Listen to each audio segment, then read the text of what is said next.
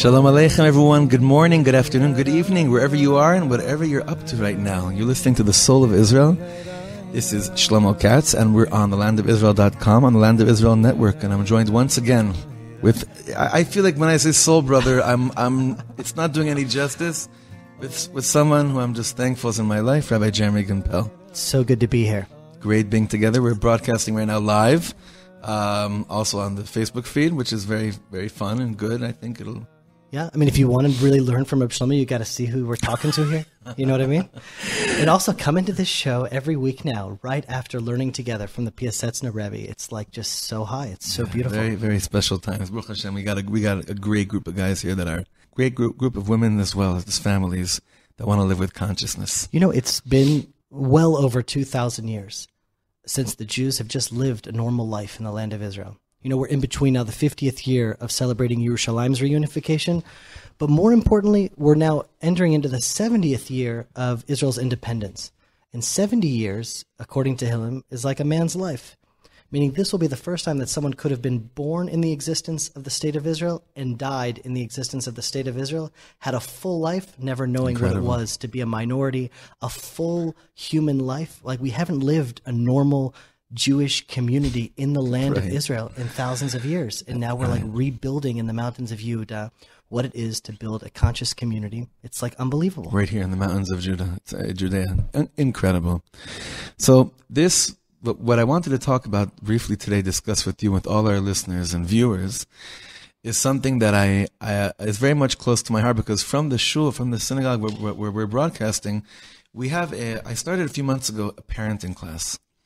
And to me, it's been the most personal class as someone who's privileged to be an Abba to 4 precious girls, and to you and to so many of our friends that are right now really, you know, in what we say the parsha. We're always constantly trying very hard to be connecting to becoming better parents. And the classes are not just it's not just methods of becoming a better parent. It's understanding what God had in mind when He created the concept of parenting. And looking at it through that. These classes are as well available. We recap them after Shabbos, and it's on my SoundCloud page, which I'm more than happy for anyone to come and join us, learn there. But what I wanted to do with today's segment, through the Parsha, Dafka, through the portion of the week, is look at something that has to do very much with parenting. Every year, when it comes to this very bizarre and wacky Parsha, called Parshat Balak, I'm reminded of a Torah that our teacher, Rabbi David Zeller, used to always say every year, and he used to quote the Tolna Rebbe, the Rebbe of Tolna, the Maggid of Tolna. He comes from the Hasidic dynasty of Chernobyl. And the Tolna Rebbe said, you know, a Parsha that has like talking donkeys, people trying to curse Israel, Am Yisrael not even being part of the Parsha till the end. It's such a weird Parsha. The 2 main characters of the Parsha are Balak and Bilam. And together, those 2 names, Balak and Bilam, spell out the words Bilbul Amok, which means... Deep confusion. Deep confusion. I mean, nothing's really changed in all these years. It's not like things are really clear now, but when you read a parsha like this, it kind of makes you feel a little bit better about the absolute insanity that exists right now in the world. But really, this parsha is very, very bizarre. Oddly enough, one of the most bizarre things about this parsha is that even if you would have removed this Torah portion out of the Torah, God forbid, but let's say you would, and you would just continue with the next story, which is the story of Pinchas, there'd be no problem with the outline, the storyline of Am Yisrael. Nothing would have changed. Chronology, everything. You can't say it about any other parsha in the Torah. This parsha, you remove it, it's fine, smooth sailing, you keep on going. There are no issues. Which makes the question even more bizarre. Then why is it so important if it really doesn't make any difference what is the inyan here? It could have easily been completely deleted, pushed off to another era, whatever it is. Very, very bizarre. And this got me thinking a lot last year, and I've been continuing this thought this year. And I hope and pray, and I think that with the right kavanas in mind, we could learn something so tremendously valuable, important, and essential for all our relationships in life, but specifically between the core relationship between parents and children. We have guys like our age, we're right, sandwiched in the middle we're a parent and we're still a child. It's such we're not sure who we're parenting, who we're a child to. Sometimes it gets confusing. But this, the relationship between parents and children is something that it never ends, ever. You're always viewed as a parent or as a child. So having said all that, there's something very, very beautiful I wanted to share. And I forgot in whose name I heard it, but it's probably in a name of a few people. They should forgive me, but it's just a bunch of thoughts coming out of the heart, pouring right out of the heart. As much as I tell my children that I love them, when they hear about it from someone else, it does something to them. For example, like I could tell my daughter, I love you the most, and then if someone plays for her a recording of a concert I did in Toronto, I think that's actually what happened last time, and she heard that I was talking about her and how crazy I am about her, it touched her profoundly in much more of a deeper way, it seems, than me looking at her in the face saying, I love you, I love you. Because somehow when I hear about it from a third party, or that it happens, it somehow does something to her. I can't really explain it, but it does something to her. So what do we hear about in our Parsha? And remember, when did Am Yisrael learn about what happened in Parshat Balak? When did they hear about this story? I don't know. Let's say the first time they had to learn the Torah, which was they were learning the Torah, and then they get to this Parsha like, oh, we weren't here for this one. Well, what happened here? Well, there's a pasuk in the Parsha.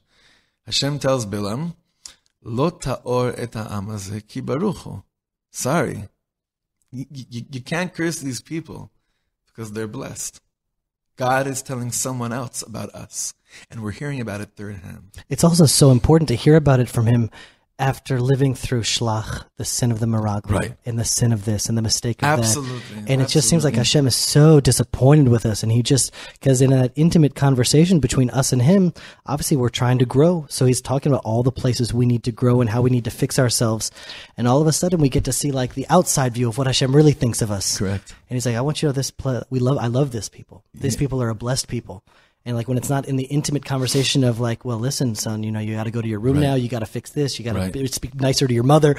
But like when I'm actually just speaking what I really think about them from an objective outside, then they get to see HaKadosh Baruch Hu really loves the Jewish people. You don't even think about it. Correct. Yeah. We were really stuck in a place of he's probably not so happy with us. Right. For very good reasons, over and over again throughout this whole book of Bamidbar. And it's almost like Parashat Balak is this like breath and saying, okay, let's remove ourselves from the picture. And eventually we're going to hear about this story.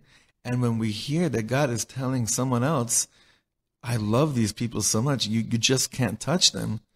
Well, we can make it through any desert for 40 years, 4,000 years. Actually, we made it for 2,000 years in a desert. Yeah. Because somehow we kind of were reading Parshat Balak when it least made sense and hearing that despite everything, you still love me, HaKadosh Baruch Hu.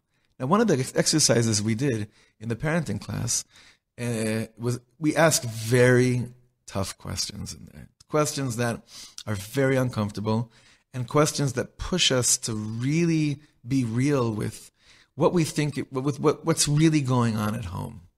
And one of the things that we ask ourselves in the class is, if you were bold enough to be as real as possible, and what do you think your child would say when we'd ask them the following question?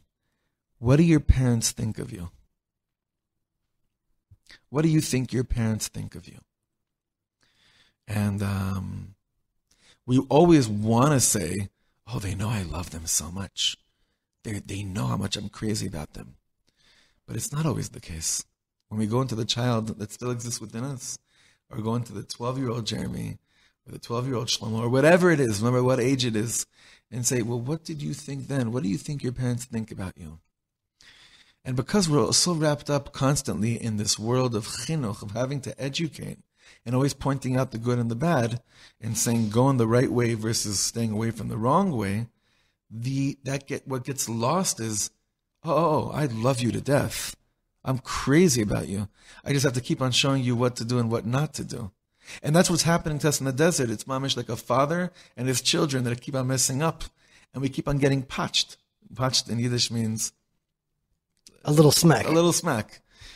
But then there's moments that it's almost like as much as Balak can be removed from the Torah and there'd be no problem with continuing the story, can you imagine surviving without hearing God telling someone else, do you know that you can't touch these people? Not only is Balak important to be read, it's almost impossible for us. It would have been impossible for us to continue the show, to continue the program, to continue holding out in the desert if we didn't hear those words. Oh my God, that's what he really thinks about me? Well, that's not just about then. It's about us today too. Jeremy, I'm sure you agree with me. Am Yisrael really, really needs to hear from Hashem right now. Not only directly, because directly doesn't work that much, but we need to hear it's kind of via another nation.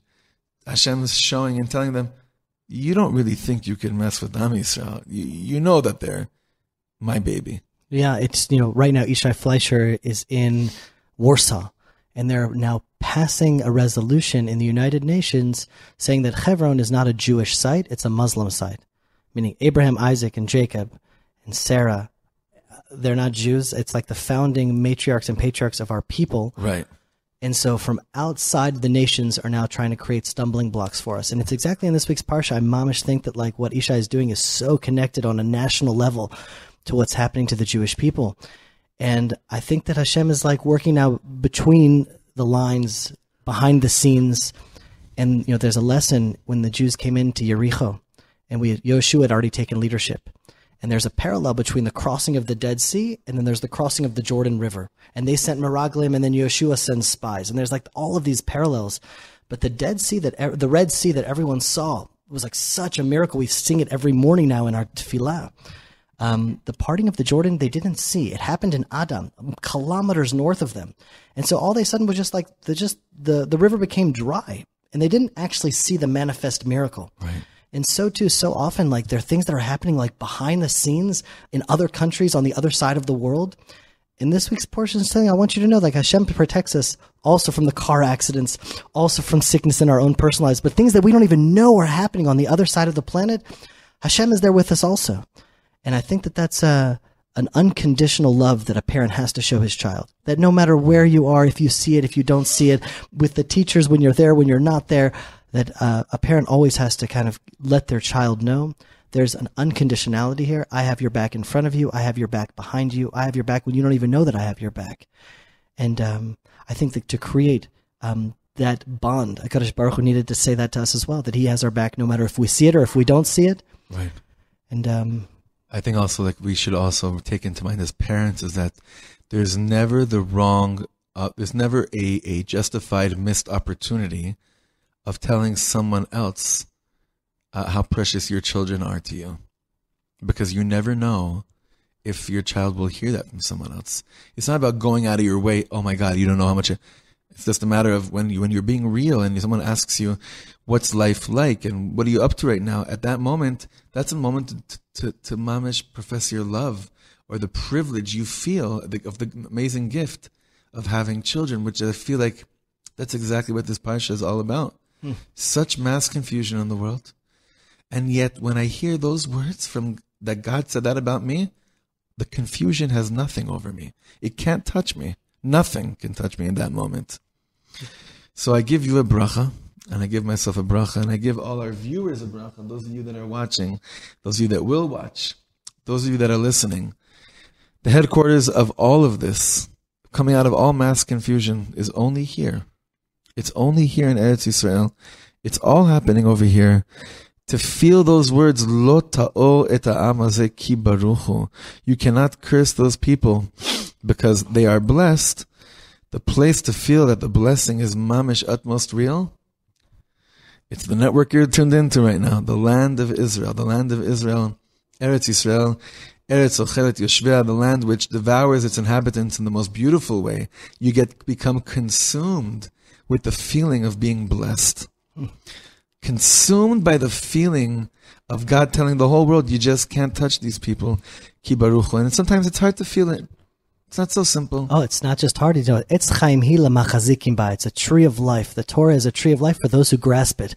Why does it say that for those who grasp it? Because if we just let the currents of this world, they will pull us into so many different directions. We have to hold on. We have to hold on tight to that tree of life, because it's such an amazing parsha, because when he wants to leave, Hashem says, okay, you can go. Now I'm going to wait and see. The way that you want to go, Hashem will allow you to go that way. Yeah. And if we're not holding on, and we're not thinking, and we're not aware, and we're not conscious, man, weeks can go by, months may go by, and we may never say to our children that we love them. But every time they make a mistake, we'll fix them right away. But the fact that there has to be way more times that we say positive things to our children has to way outweigh the negative patches that we give them, the negative fixings that we have to correct them. Obviously, we're their coach, we're their teacher, we're their mentor. So if they're doing something wrong, we have to correct them. But we always have to have that balance to know that if we're not holding on to the tree of life, and we're not giving our children life with words of water and not words of fire, and we're not constantly empowering them, and we're only just kind of letting the currents, kids do something wrong, so I'm just zorem, I'm just flowing, they're doing something, I got to fix them, and we're not really consciously choosing how to parent, then we'll be swept away with the currents of life. Mamish. So I just want to give one more bracha, that the homes we're raising with this kind of chinuch will enable us to, with full confidence, be up for that challenge of asking our children, what do you think your children think? What do you think your children, how do they view you? Meaning, what do they think you think about them? And with full confidence, not haughtiness, say, oh, my children, they know that they're untouchable. Ki baruchu, that they know that.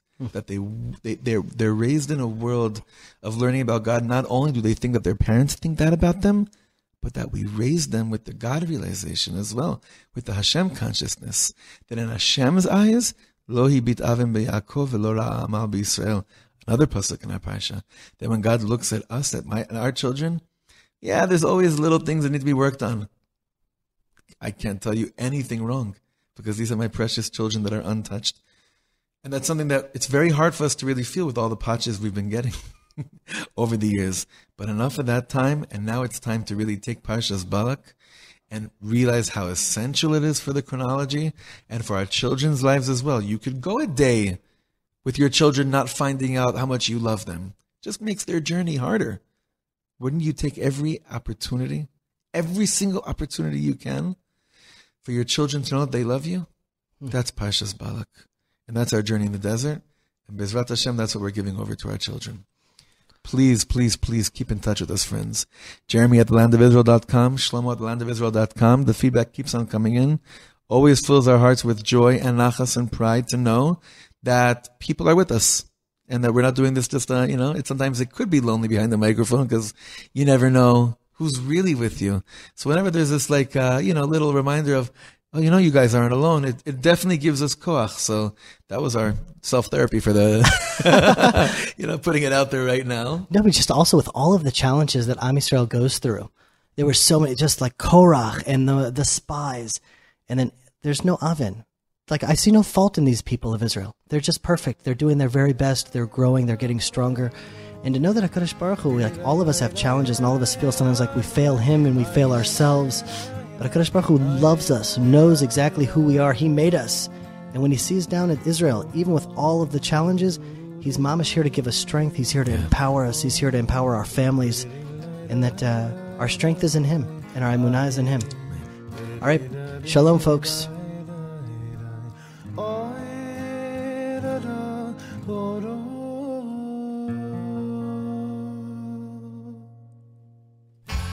Hi, this is Eve Harrow, host of Rejuvenation on the Land of Israel Network. You can hear a new show from me every Sunday, and every day of the week, shows from another one of my very talented fellow show hosts. Reach me, Eve, at thelandofisrael.com, and keep listening, everybody. We love your feedback.